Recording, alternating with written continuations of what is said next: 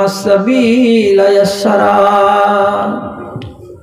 তাহলে আমি ছিলাম কমজোর, সেই কমজোরকে রব্বুল আলামিন এবার কি করলেন, আস্তে আস্তে বড় করলেন।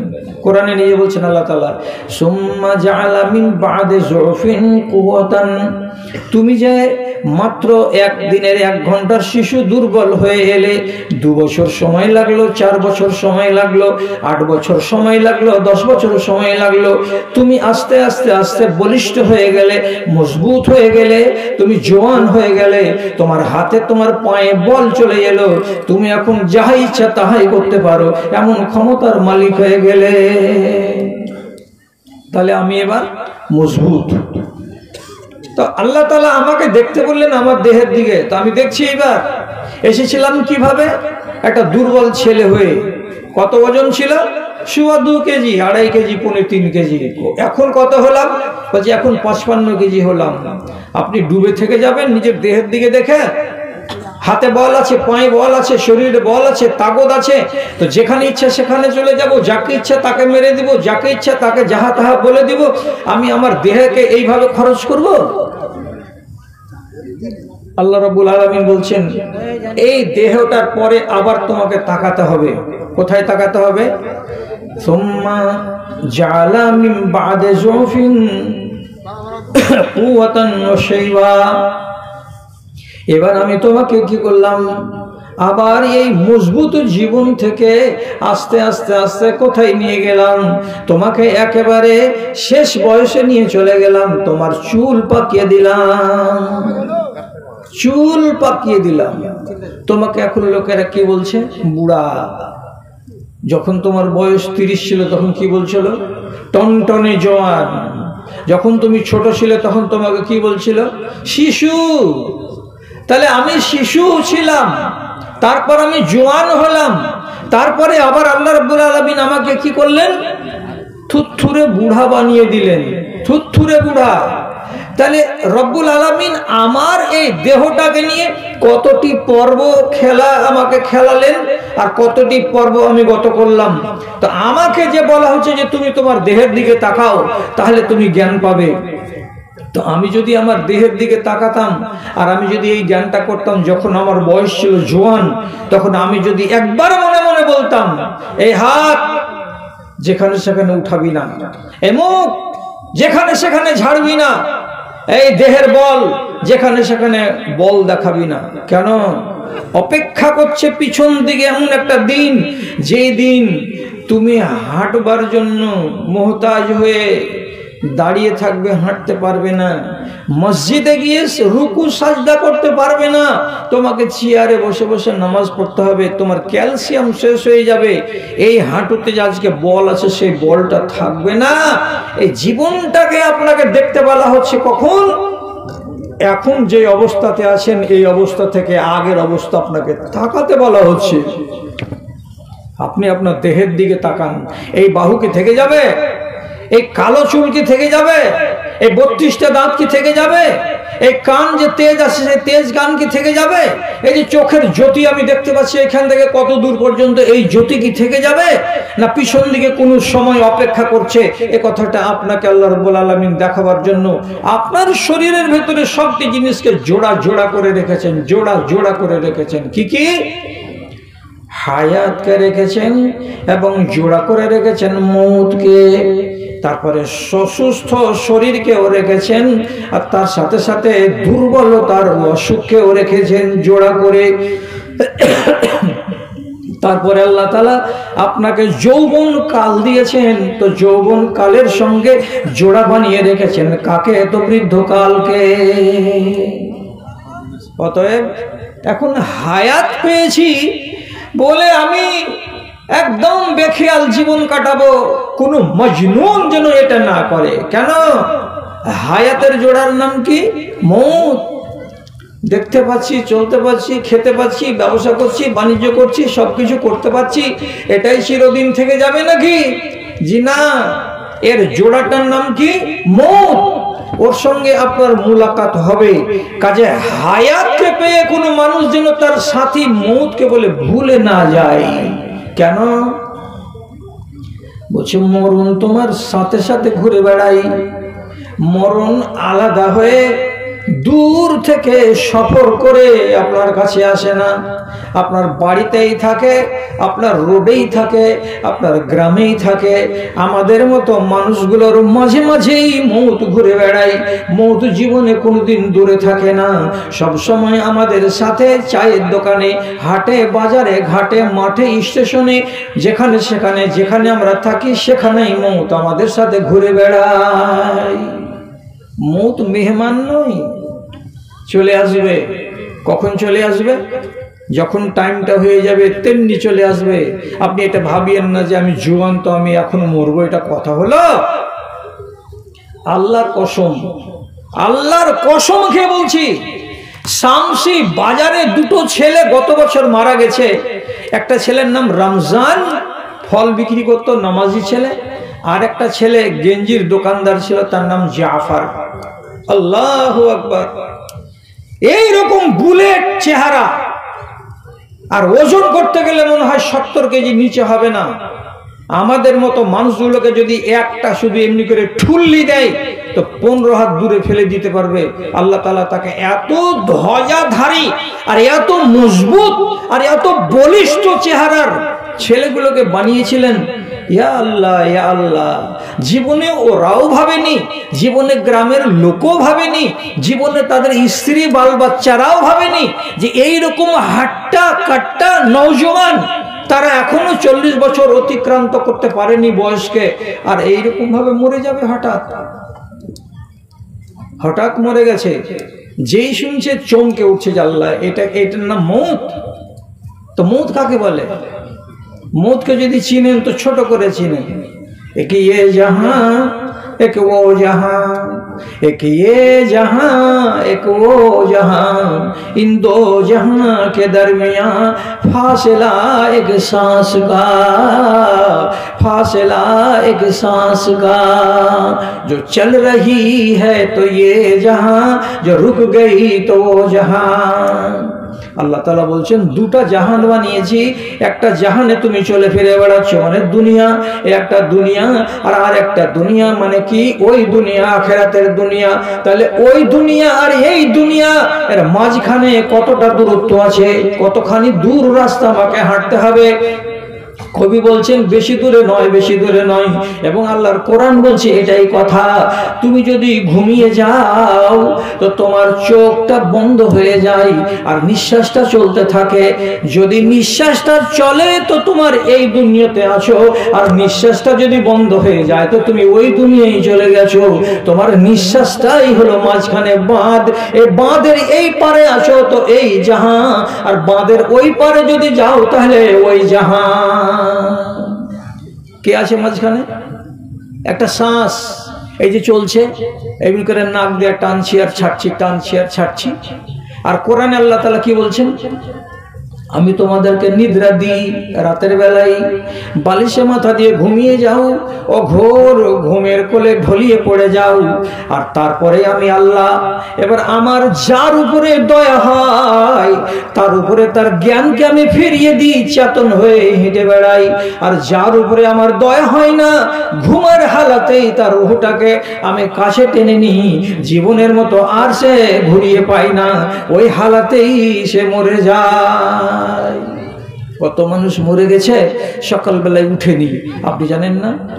কত মানুষ খাওয়া দাওয়া করে ভালো মানুষ শুয়েছে, রাত্রি 12টার সময় নাই দুনিয়া থেকে ছেড়ে চলে গেছে।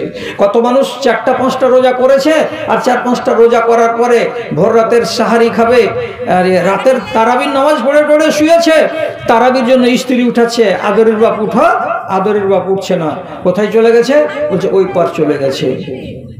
তাহলে আল্লাহ যদি দয়া করেন তো চোখটা আবার খুলবে। আর যদি আল্লাহ তাআলা কোরআনে বলছেন আমি যদি দয়া না করি তো তোমার চোখ যে বন্ধ করেছি, তো তোমাকে যে ঘুম দিয়েছি এই ঘুমটাই তোমার মরণ, তুমি আর জাগবে না। তাহলে আমার সাথে সাথে জোড়া বেঁধে বাস করছে কে? জীবন এবং মরণ। জীবন এবং মরণ। শিশু হয়ে এসে জোয়ান হয়েছ, শিশু হয়ে এসে জোয়ান হয়েছ, এখন বন্ধ তোমার উজান পথ। ভাটির পানে চলে জ্ঞান পাইলে না, তুমি নাদান বড়ই আলবত, তুমি নাদান বড়ই আলবত।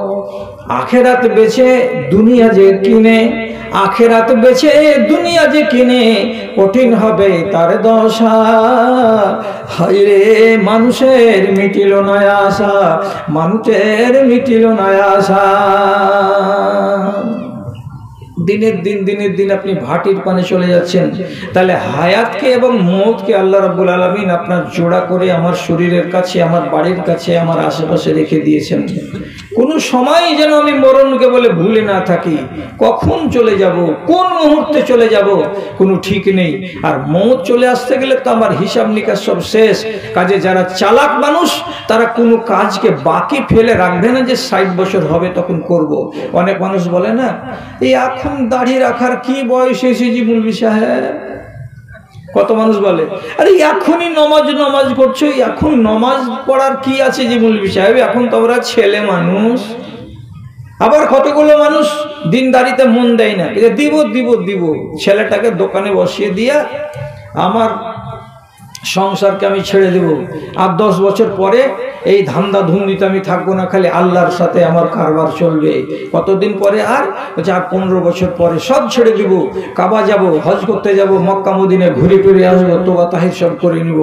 আজ করে না বলে মানুষ কি করে, সময় দেয় কাকে, তো নিজের মনকে, নিজের দেমাগকে, নিজের বুদ্ধি আক্কেলকে। 60 বছর হবে তখন আল্লাহকে ধরবো। কিন্তু এই কথাটা তো জেহালতি কথা।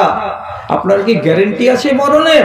যদি মরণের গ্যারেন্টি না থাকে তাহলে হায়াত যতক্ষণ আছে ততক্ষণ পর্যন্ত এই মৌত সম্পর্কে আপনাকে সচেতন হয়ে কাজ করতে হবে, না হলে তো আপনি চালাক মানুষ নন। তারপর আল্লাহ রাব্বুল আলামিন আরো জোড়া বানিয়েছেন কাকে কাকে, আপনার এই স্বাস্থ্যকে আর তার সাথে সাথে অসুখকে, এটা দুজন জোড়া। আজ ভালো আছেন, যদি 3টা 4টা আপনাকে সিংহাড়া দেওয়া যায়, তো 3টা সিংহাড়ার 3টা করে কোনাগুলোকে যদি যোগ করি তো 9টা কোনা হলো। পেটে ভরে দেন তো 9টা কোনাতে আপনাকে হুঁড়িয়ে কিছু করতে পারবে না পেটে। কত বাহাদুর! আপনার পেটের ভিতরটা কত মজবুত।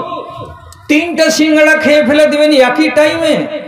অথচ যারা পেট কাটা লোক আছে, যারা 60 বছরের লোক আছে, তাকে আপনি একটা তেলে ভাজা সিংড়া গোটাই খাইয়ে দেন তো, আপনার বাপকে খাইয়ে দেন তো, যার বয়স আছে 60 বছর। সকালবেলা যদি ওর গোদলার ক্যাথাকে আপনাকে কানটাতে না নিয়ে যেতে হয়, তাহলে আপনার পেটে কি আছে আর ওর পেটে কি আছে? আপনাকে আল্লাহ তাআলা দিয়েছেন সুস্বাস্থ্য। সুস্বাস্থ্য পেয়েছেন বলে আপনি যে ডুবে থাকবেন সব সময় অহমিকাই, এটাও কিন্তু মূর্খামি। কেন? এর জোড়ার নাম কি? তো অসুখ। কবে অসুখটা আসবে তুমি জানো? যে না, আমি জানি না। তাহলে এই স্বাস্থ্যটাকে বাঁচিয়ে রাখতে হবে। তার জন্য আল্লাহ তাআলা কোরআনে জায়গা জায়গা এবং নবীজি হাদিসের ভেতরে আপনাকে তাগিদ দিচ্ছেন, এই স্বাস্থ্যকে নিয়ামত দিয়েছি আমি, এই নিয়ামত যেন তোমার হাতে নষ্ট না হয় আর তুমি নিজের বরবাদি নিজে ডেকে আনতে পারো না। কেমন? নিজের হাতে বরবাদি আমি ডাকবো কি করে? এমন জিনিস তুমি খাবে না যে জিনিসটা তোমার স্বাস্থ্যকে বরবাদ করে দেয়। যেমন গরু জবে করলেন, গরুর চর্বি হালাল, মাংস হালাল, হাড় চুষে চুষে মজ্জা বের করে খাওয়া হালাল, ট্যাংকে চুড়ে চুড়ে তাকেও চুষে চুষে খাওয়া হালাল, শিংটাকে বাদ দিয়ে মুজ খাওয়া হালাল, খুরের ওপর খান বাদ দিয়ে ভিতর খানকে খাওয়া হালাল, তার জিগরিকে খাওয়া হালাল। যদি বড় বড় ষাঁড়ের বড় বড় অন্ডকোষ থাকে, ওকেও মাঝখানকে চিড়ে দিয়ে লবণ ভরে ভেজে ওকেও খাওয়া হালাল। সবই হালাল। কিন্তু যখন জবেহ করলেন তো যে সরসর করে রক্তগুলো বেরিয়ে আসে, এই যে প্রবাহিত রক্ত, আপনি যদি গামলাতে ধরে নেন তো এই বড় গামলাগুলো তো 1 থেকে 1.5 গামলা 2 গামলা হয়ে যাবে, এতটা রক্ত একটা গরুর বেরোয়। আপনি যদি বাড়ি গিয়ে খেয়ে নেন তো কি হবে? আল্লাহ রাব্বুল আলামিন নাই বলছেন, আল্লাহ তাআলা নিজে বলছেন, এই রক্ত তোমার জন্য হারাম করে দিয়েছি। আল্লাহ তুমি একটা হালাল জানোয়ারের শরীর থেকে রক্তটা বের হলো, এটা পাক হওয়া দরকার ছিল, কিন্তু হারাম তুমি কেন করলে? আল্লাহ রাব্বুল আলামিন বলছেন তোমার দেহটাকে তোমার জন্য বলিষ্ঠ করে মজবুত করে রাখবো, যাতে তোমার স্বাস্থ্যটা ঠিক থাকে। স্বাস্থ্য ঠিক থাকলে লাভ কি হবে? তুমি তোমার সংসারটাকে ঠিক করে চালাতে পারবে, আমার সংসারটাও ঠিক হয়ে চলবে। আল্লাহ তোমার সংসারটা কোথায় আছে? তো রব্বুল আলামিন বলছেন তোমার সংসার হলো বাড়িতে ধান এনে দেওয়া, চাল এনে দেওয়া, আর আমার সংসার হলো কোনটা? যেমন হাইয়া আলাল ফালা বলবে, সাথে সাথে গিয়ে দাঁড়িয়ে দাঁড়িয়ে জোহরে আগে 2 রাকাত 4 রাকাত, আর পরে ফরজ পড়বে 4 রাকাত, তারপরে হবে 2 রাকাত, মজবুত মানুষের মতো দাঁড়িয়ে দাঁড়িয়ে আদায় করবে। এটা হলো আমার গৃহস্থালী। যখন রমজান আসবে তখন তুমি 30টা রোজা পালন করে দেবে, কোনো বাহানা করবে না। এটা হলো আমার গৃহস্থালী।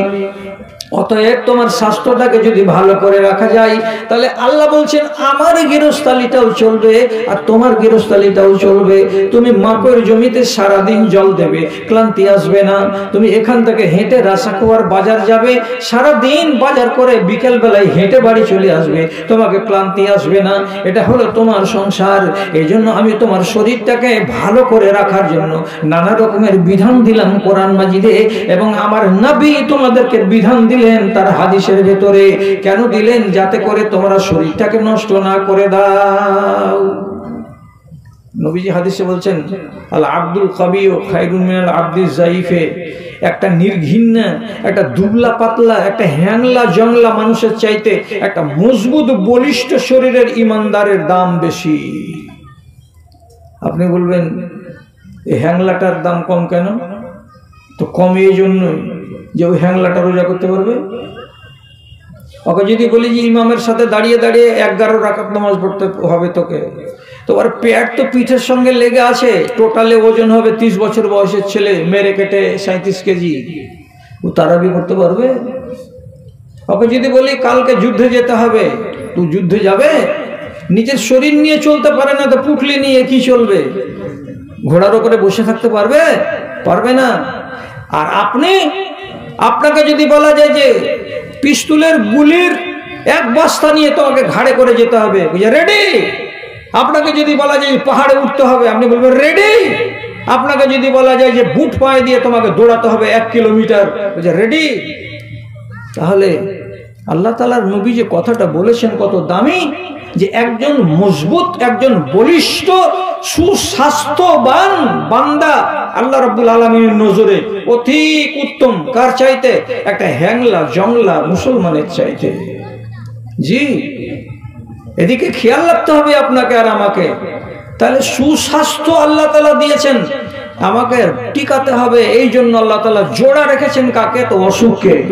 নিজে থেকে নিজের শরীরটাকে অসুখ বানাতে গেলে আমাকে জরিমানা লাগবে, কাফারা লাগবে, আমাকে আল্লাহর কাছে হিসেব লাগবে।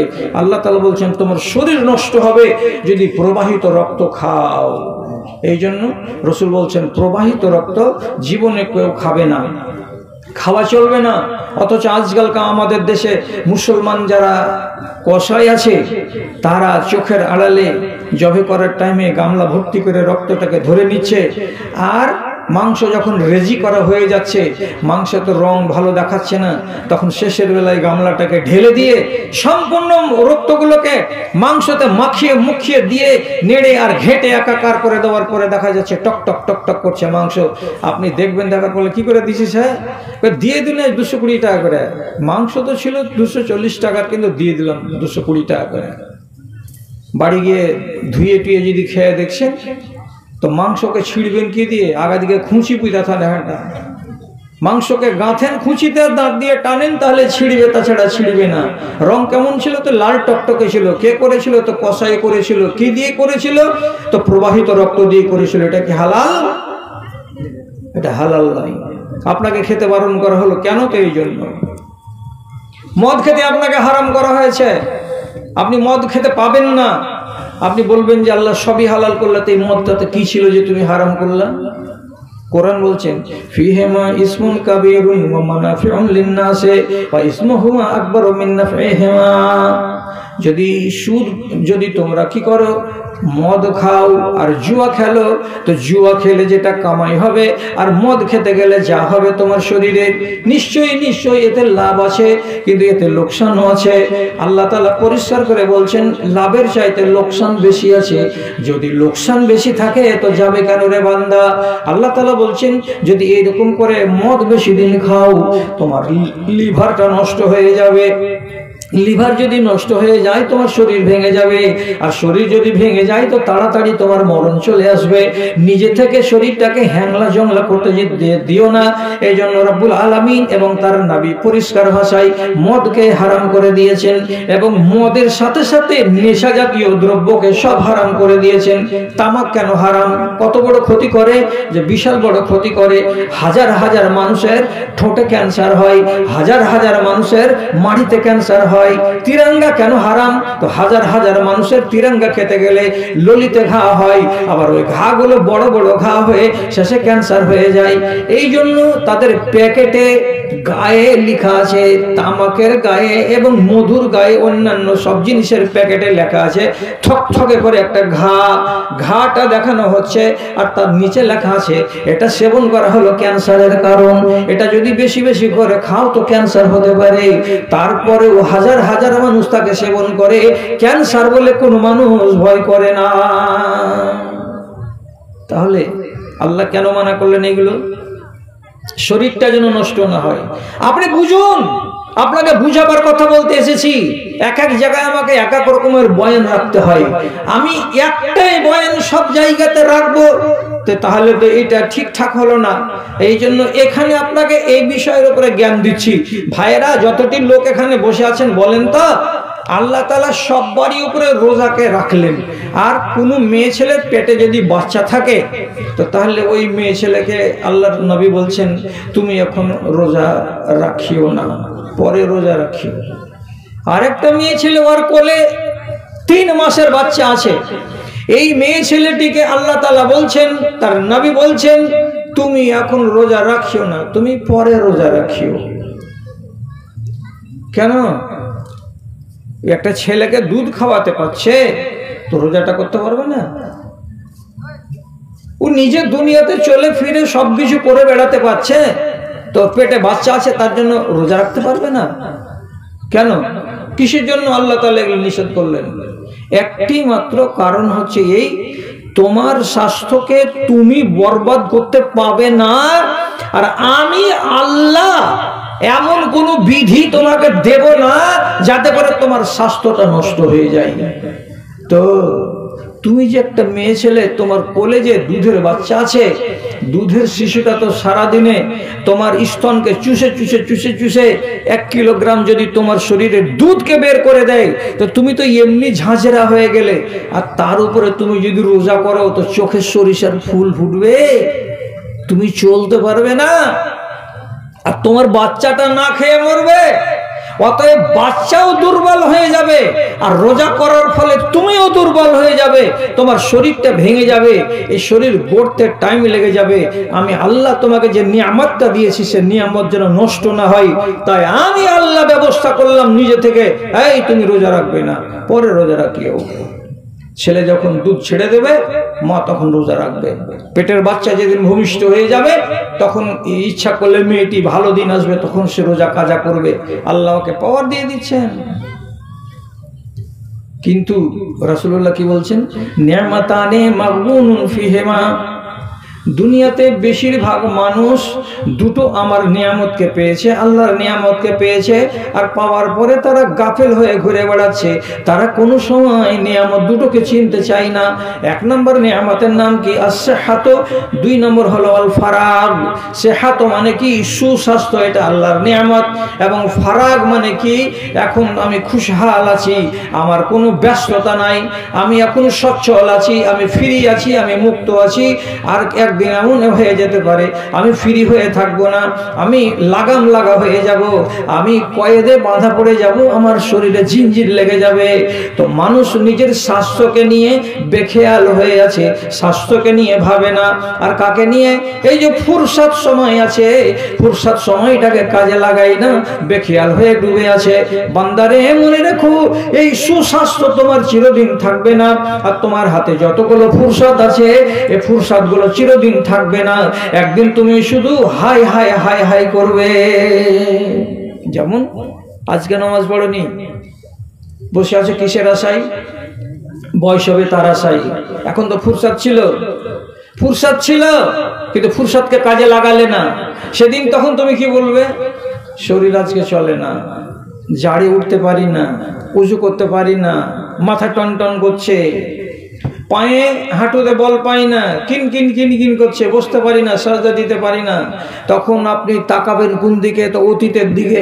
যখন আমার শরীর ভালো ছিল তখন তো আমার হাতে ফুরসাত ছিল, হে, তখন ফুরসাতকে কাজে লাগাইনি।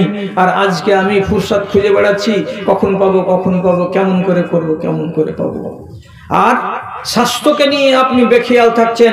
আল্লাহ রাব্বুল আলামিনের নবী বলছেন, স্বাস্থ্যকে নিয়ে বেকদরি করিও না, স্বাস্থ্যের কদর করতে শিখো। চারিজন চারি রত্ন, চারিজন চারি রত্ন পারে না চিনিতে, কিন্তু চারিজন পারে দ্বিধা নাই তাতে। যুবক যুবতীগণ চিনে না যৌবন, বৃদ্ধ বৃদ্ধা চিনিয়াছে যৌবন কি ধন। সুখ কি পদার্থ সুখী পারে না চিনিতে, সুখ কি পদার্থ সুখী পারে না চিনিতে, দুঃখীকে জিজ্ঞাসা তিনি পারিবেন বলিতে। আরামে যে থাকে সে চিনে না আরাম, আরামে যে থাকে সে চিনে না আরাম, অবশ্য চিনেছে রুগী কি রত্ন আরাম। সুখে আছেন বুঝতে পারেন না, হসপিটালের বেডে একবার দেখেন না পড়ে। আমার এক রিশতেদার অসুখ হয়ে গেছে, বোম্বাইয়ের টাটা হসপিটালে ভর্তি। ওকে যে দেখতে গেছে, সে যখন প্রথমে ঢুকেছে হসপিটালের ভেতর দিকে, যে আমার শ্বশুর অমুক নম্বর বেডে আছে, একটু দেখে আসি, তো দেখতে গিয়ে এখান থেকে রোড পর্যন্ত বিশাল লম্বা হসপিটালের ঘর, হাজার হাজার বেড, আর সব ক্যান্সারের রোগী।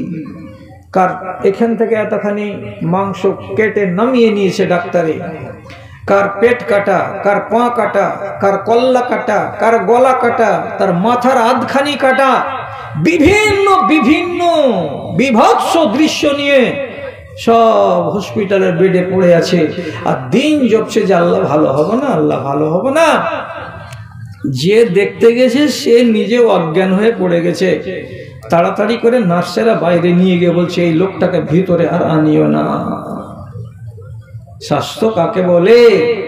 একবার হসপিটালে যে দেখেন গা, নিজের স্বাস্থ্যের কদর বুঝতে পারবেন। আর অসুখ কাকে বলে?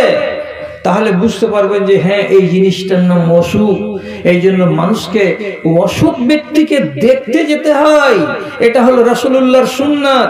15 দিন থেকে কেউ ব্যারাম আছে আপনার টোলাই, আপনি ওকে দেখতে যান। দেখতে গেলে দুটো লাভ হবে, এক, ওই লোকটার মনটা বড় হবে যে এই ভাই আমাকে দেখতে এসেছে।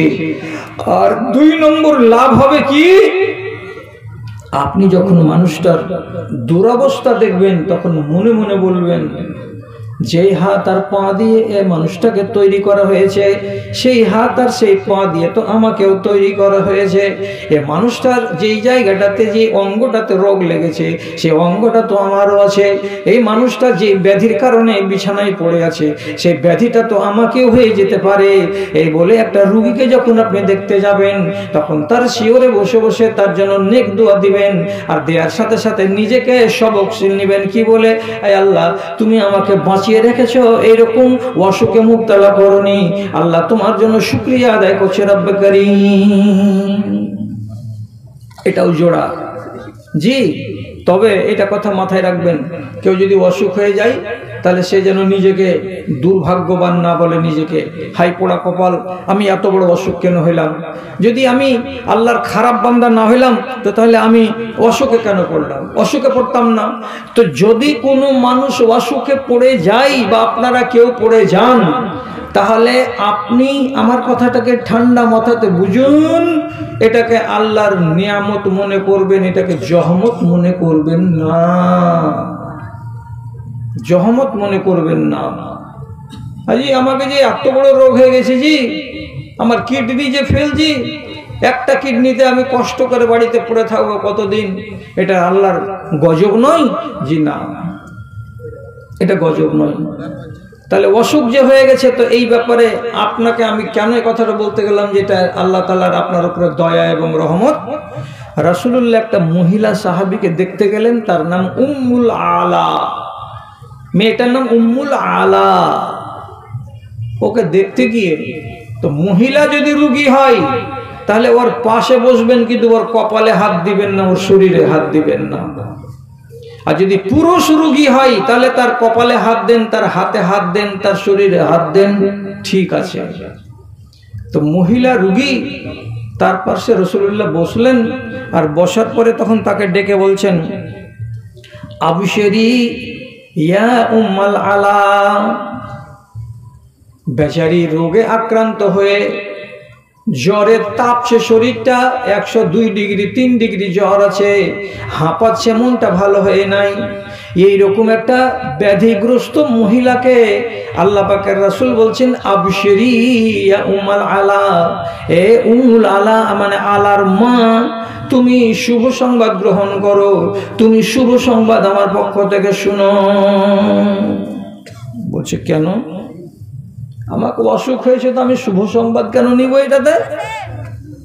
তখন রাসূলুল্লাহ বলছেন, মা মিন মুমিনিন ইউসিবুহুল মারাজু, দুনিয়াতে যে কোনো মুসলমান নর কিংবা নারী যেই হোক না কেন, তাকে যদি কোনো অসুখ লেগে যায়, কোনো যদি তাকে ব্যারাম লেগে যায়, তো সেই মানুষটা কি হয়, ওর শরীরটা থেকে আল্লাহ রাব্বুল আলামিন তার গুনাহগুলোকে ঝেড়ে ঝেড়ে ঝেড়ে ঝেড়ে নামিয়ে দেন। কামায়ান ফকুর কিরুল খাবাসাল হাদিদে ও খাবাসাল জাহাবে, যেমন কি কোনো চাঁদিকে কিংবা কোনো সোনাকে যদি আগুনে দেওয়া যায়, তো লোহাকে, সোনাকে, চাঁদিকে আগুনে তাপাতে গেলে যেগুলো তার জং থাকে, যেগুলো তার ময়লা থাকে, ময়লাগুলো সব সরে যায়, আর লোহাটা চিকন হয়ে যায়, পরিষ্কার হয়ে যায়, সোনাটা নিখাদ হয়ে যায়, পরিষ্কার স্বচ্ছ ঝকঝকে হয়ে যায়, গায়ে কোনো ময়লা থাকে না। ঠিক সেই রকমই তোমাকে অসুখ দিয়ে, তোমাকে রোগ দিয়ে আল্লাহ রাব্বুল আলামিন লোহাকে পুড়িয়ে চিকন করার মতো তোমার দেহখানাকে, তোমার মনখানাকে চিকন করে দেবেন। এই জন্য তোমাকে এই রোগটা দেওয়া হয়েছে। আচ্ছা, আপনারা হয়তো এক নাগাড়ে শুনছেন কথাগুলো, সবটা আপনার মনে বসে না, কিন্তু না বসতে গেলে নিজের মনকে জিজ্ঞেস করে বলুন তো, একটু নিজে নিজে একটু হ্যাঁ না করে বলুন, ভেবে দেখুন তো, মানুষকে যখন রোগ ব্যাধি হয় তখন ওই মানুষটা দিনদারি বেড়ে যায় না, বেড়ে যায় না? আপনারা ভেবে চিন্তে বলেন তো। কোন মানুষকে যদি বড় রোগ হয়ে যায়, তো মানুষটার ভিতরে দিনদারি কমে যায় না বেড়ে যায়? বেড়ে যায়। পাকা বেনামাজিকে দেখবেন, পাকা চোর ছাচ্ছর লম্পটকে দেখবেন, বড় বড় ডাকাতকে 2 নম্বরকে দেখতে পাবেন। হঠাৎ যদি এমন হয়ে যায় যে কোনো বড় রোগে আক্রান্ত হয়ে গেছে, বড় রোগে, তো দেখবেন পরেশগার। কোনো মেয়ে ছেলে যদি নামাজ না পড়ে, খেয়াল করবেন কথায়, যদি নামাজ না পড়ে, তোমার 14 গোষ্ঠীর নামাজ পড়বে ছেলে হওয়ার 1 মাস আগে। কিসের জন্য? কিসের জন্য?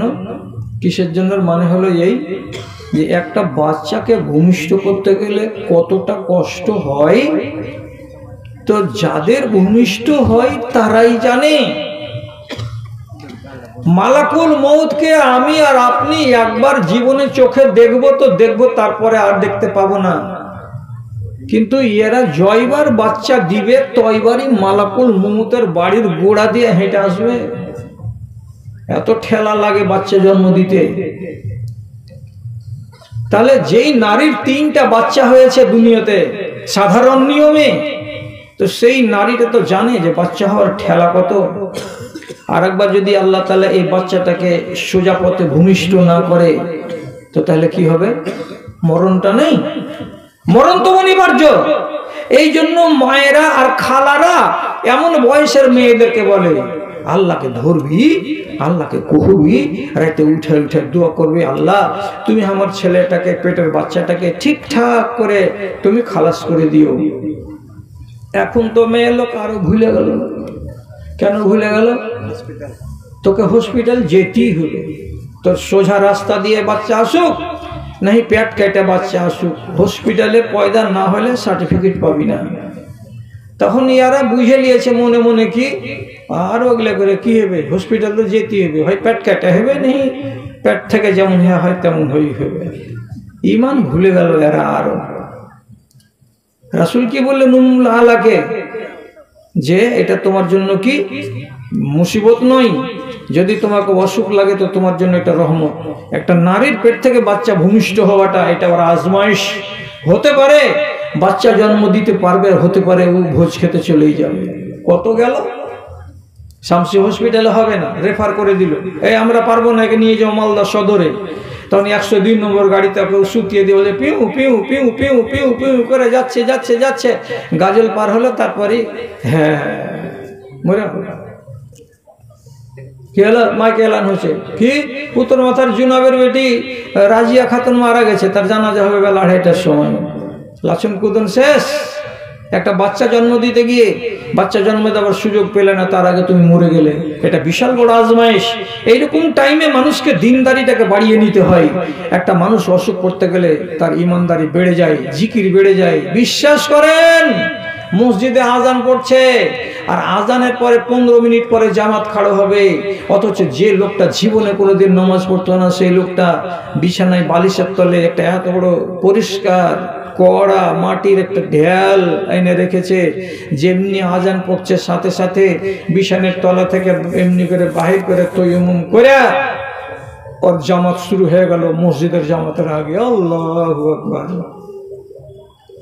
নমাজে এক ওয়াক্তের ছাড়ে না, কখন ব্যারাম পড়ে। এখন নমাজি একে যদি ওষুধ খাওয়াবার জন্য ওর ঘাড় খান ধরে ওর বেটি উঠাই, তো যে আল্লাহ মরে গেল, আল্লাহ জি বাঁচাও, আল্লাহ সুবহানাল্লাহ সুবহানাল্লাহ, জান চলে গেল ওকে মাগে বেটিকে, আল্লাহ আল্লাহ আল্লাহ বলছে, সুবহানাল্লাহ বলছে, আল্লাহু আকবার বলছে, আল্লাহ জি তুমি আমাকে বাঁচাও। এগুলো সবই বাংলাতে দোয়া, বাংলাতে দোয়া। আল্লাহ তুমি আমাকে বাঁচাও, আল্লাহ তুমি আমাকে হেফাজত করো, আল্লাহ জি। আল্লাহ জির মানে আল্লাহর কাছে মদত চাওয়া, হে আল্লাহ তুমি আমার এই করো, তুমি আমার ওই করো। তাহলে আর মুখে কি হয়ে গেছে, এখন জিকির চালু হয়ে গেছে। এখন জিকির ছাড়া তার মুখ নেই, আর এখন সব সময় নমাজি হয়ে আছে। কোন হালাতে? তো অসুখের হালাতে। তাহলে অসুখ হওয়াতে যদি আমার জিকির বেড়ে যায়, আর মরণ যদি আমার একেবারে কাছে চলে আসে, আর এই কথাটা যদি আমার মগজে জাগ্রত হয়ে ওঠে, তাহলে আপনি বলুন, রাসূলুল্লাহ যে বলেছিলেন ওই মহিলাকে, আবশেরি তুমি শুভ সংবাদ গ্রহণ করো, তাহলে যে মানুষটাকে কঠিন রোগ ধরবে এই দুনিয়াতে, তো সেই মানুষটা আবশেরি, আবশির তুমি সুসংবাদ গ্রহণ করো। কেন বলবো না তাকে? তোমাকে বড় অসুখ হয়েছে, এর মানে হলো এই, তোমাকে যতদিন আল্লাহ তাআলা অসুখে রাখবেন ততদিন তোমাকে তাপাবেন তাপাবেন তাপাবেন, তাপিয়ে তাপিয়ে তাপিয়ে শেষের বেলায় কবরে নেবেন। কেন? নবীজি অন্য হাদিসে বলছেন, ইজা আরাদাল্লাহু বিআবদিহি খায়রান ইউআজ্জিলু উকুবাতাহু ফিদ দুনিয়া। যখন আল্লাহ রাব্বুল আলামিন কোন বান্দাকে তাকে পরিষ্কার করে তার গাটাকে সাফ সুতরা করে কবরে নেবেন, এটা আল্লাহর মনে হয়, তখন আল্লাহ তাআলা করেন কি, সেই বান্দার গুনাহগুলোকে ঝরিয়ে দেওয়ার ব্যবস্থা করেন। কি করে ঝরাবেন আল্লাহ? নবীজি বলছেন, ইউআজ্জিলু উকুবাতাহু ফিদ দুনিয়া। দুনিয়াতে তাকে আল্লাহ তাআলা কোনো না কোনো শাস্তি, কোনো না কোনো আযাব, কোনো না কোনো সাজাতে ফেলে দেন। আযাব কোনটা? তো আল্লাহর পক্ষ থেকে এটা আযাব বলতে এটা ঠিক আযাব, কিন্তু আপনার জন্য আযাব নয়। মানে কি? এটা কষ্ট, তার জন্য তাকে বলা হলো আযাব। জ্বরে পড়ে গেলেন, জন্ডিসে পড়ে গেলেন, আরো বড় ধরনের রোগে পড়ে গেলেন, তো যতদিন পর্যন্ত এই রোগে আপনাকে তাপানো হবে, ততদিন পর্যন্ত এই রোগ আপনাকে পুড়িয়ে পুড়িয়ে পুড়িয়ে পুড়িয়ে আপনার গা থেকে সমস্ত ময়লাকে ঝরিয়ে আপনাকে ঠনঠনে করে দেবে। এই জন্য রাসূলুল্লাহ বলছেন কি, অসুস্থ হতে গেলে আপনি নিজেকে ছোট খাটো মনে করবেন না। তাহলে আপনার সুস্বাস্থ্যের সাথে সাথে কে চলছে? অসুখ। অসুখ করলে বলে ভুলে থাকিয়েন না দাদা আমার। আর আপনার যৌবনের সাথে সাথে বৃদ্ধকাল চলছে। যৌবন মানে কি? ইচ্ছা করলে আমি ইবাদত করতে পারবো, ইচ্ছা করলে আমি রাতে ডাকাতি করতে চলে যেতে পারবো। যৌবন কাল মানে কি? চায়ের দোকানে যদি একটু গন্ডগোল হয় তো কেউ হয়তো বসে থাকবে আর আমি আমার হাতটাকে গুটিয়ে নিয়ে একটা মুক্কা কষিয়ে দেব, এমন আমার পাওয়ার আছে। যৌবন মানে কি? আমি চালাবো মোটর সাইকেলটা 40 কিলোমিটার বেগে আর আপনি চালাবেন সেটাকে 80 এবং 90 কিলোমিটার বেগে। এর নাম হলো যৌবন। যৌবন হলো পাগলা, আর এই যৌবন হলো পাগলা। এই জন্য রব্বুল আলামিন এই পাগলা বয়সের ইবাদতকে সব থেকে বেশি পছন্দ করেন। জি, বুড়াতি কালে তো আপনি খুব নামাজ ধরেছেন, তা আল্লাহ ফেলে দিবেন না, কিন্তু বুড়াতি কালের 25 রাকাত নামাজের যা দাম আছে, যৌবন কালের একটা জুয়ান ছেলের 12 রাকাতের নামাজের তার থেকে বেশি দাম আছে। আপনি বলবেন কোন কথা কইছে মুরব্বিটা? জি, আপনি যে বুড়া বাঘ, আপনার যে মালাই চলে না, আপনার যে 7 ঘাট ঘোরা হয়ে গেছে, আপনার একটাই ঘাট বাদ আছে, সেটা হলো মসজিদ। এই জন্য নিয়ে দিয়ে আপনি নামাজ পড়ছেন, আর ওর সামনে যে 7 ঘাট খোলা আছে, ও ইচ্ছা করলে রাসাকুয়ার বাজারে গিয়ে আমদানি করতে পারে, ইচ্ছা করলে এখান থেকে সেখান চলে যেতে পারে, ইচ্ছা করতে গেলে ডান পিটেগিরি করতে পারে, ইচ্ছা করতে গেলে সে লম্পটি করতে পারে, ইচ্ছা করতে গেলে সে আর কিছু করতে পারে। সব রাস্তা ওর খোলা ছিল, কেন? যে তার বাহুতে বল ছিল। আর আপনার তো বাহুতে বল নেই, কাজে বুড়াতি বয়সে বাঘ যেমন কি হয়, নেককার হয়ে যায়, যে আর কাউরে ঘাড় মটকাই না, খালি বসে বসে ঝিমিয়ে আর পরের আহার করা গেলে একটু চেটে খায়। আপনি তো বুড়া বাঘ। আর যে তাজা, আর এই তাজা বয়সে যদি কি করে ও নিজের ইবাদত দিয়ে নিজের জীবনটাকে ধরে রাখতে পারে, তাহলে না আল্লাহ তাআলা খুশি হচ্ছেন তার উপরে। যে তোমার মতো জওয়ানের উপরে আমি এত খুশি হই কেন? যে তুমি তোমার ডানে আর বামে মতওয়ারা হয়ে যাওয়ার বয়সে তুমি মতওয়ারা হওনি, তুমি আমাকে এখনো ধরে আছো। এই জন্য আল্লাহ রাব্বুল আলামিন যৌবনের ইবাদতকে অত্যন্ত ভালোবাসেন এবং অত্যন্ত পছন্দ করেন। দাদারা আমার, সব জিনিসকে রব্বুল আলামিন আমার জন্য জোড়া জোড়া করেছেন। আপনার শরীরের কয়টা জোড়ার কথা বললাম, দ্বিতীয়ত আরো দুনিয়াতে জোড়া আছে। আসমানের জোড়া হলো জমিন, আর আকাশের আসমান আর জমিন, এরা দুজন হলো জোড়া। জান্নাত জাহান্নামের আলোচনা, এরা হলো জোড়া। ঈমান এবং কুফর, এরা হলো জোড়া। নর এবং নারী, এরা হলো জোড়া। ইনসান এবং জিন, এরা হলো জোড়া। আল্লাহ রাব্বুল আলামিন ফলের ভেতরেও একগুলোকে টক আর একগুলোকে মিষ্টি করে এদেরকে বানালেন জোড়া। মাটির ভেতরে রব্বুল আলামিন একগুলোকে বানালেন মুলায়েম নরম, আর একগুলোকে বানালেন অত্যন্ত কঠিন। মাটিকেও আল্লাহ রাব্বুল আলামিন বানালেন জোড়া। তাহলে সবকিছুতেই রব্বুল আলামিনের ফর্মুলা ছিল কি? জোড়া জোড়া করে রাখা। এইগুলো জোড়াকে রেখে দিয়ে এই 3টা জোড়াকে আপনি যদি মনে রাখতে পারেন তো ইনশাআল্লাহ আপনি কামিয়াব। কি? আমার সাথে আমার হায়াত আছে, আমার সাথে আমার মৌত আছে। হায়াত নিয়ে ডুবে থাকা চলবে না, মৌতকে সব সময় স্মরণ রাখতে হবে। এক, তারপরে কি? আমার কাছে স্বাস্থ্য আছে, আমি স্বাস্থ্য আছে বলে আমি স্বাস্থ্য নিয়ে গৌরব করব না। আমার সাথে সাথে ঘুরে বেড়াচ্ছে অসুখ, অসুখকে যেন ভুলে না যাই। স্বাস্থ্যের জোড়ার নাম হলো অসুখ। অসুখ যদি থাকে তো সুখও আছে, আর সুখ যদি থাকে তো অসুখও আছে। এই 2 জোড়াকে আপনি স্মরণ রাখবেন। আর একটা কি? আমার আছে বয়সটা যৌবনকাল। যৌবনকাল চিরদিন থাকবে না, এরপরে আছে বৃদ্ধকাল, অচল হয়ে যাওয়ার সময়।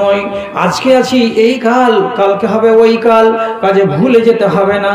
আমি যেন দুটোই কালকে বলে স্মরণ রাখি, আর 2 কালের যেটা অধিকার আছে সেটাকে নিয়ে যেন হেফাজত করতে পারি। তার ভাবনা, তার চিন্তা মগজে যেন জাগ্রত থাকে। আচ্ছা, তাহলে কতটি কথা আপনাকে শিখালাম, সবটি তো আর একই দিনে বলা সম্ভব নয়। আর দ্বিতীয় কথা হলো কি, আজ আপনাদের এই জালসাতে বক্তার গাড়ি উল্টেছে রোডে, ওই গাড়িখানে শুধু বক্তাই ছিল, নাহলে 4-4টে বক্তা। আর রাতটা হলো অতি ঠান্ডা, তো রফিকুল ইসলাম সাহেবকে স্টেজে আনা হয়ে গেছে। তা আমি শুরু করেছিলাম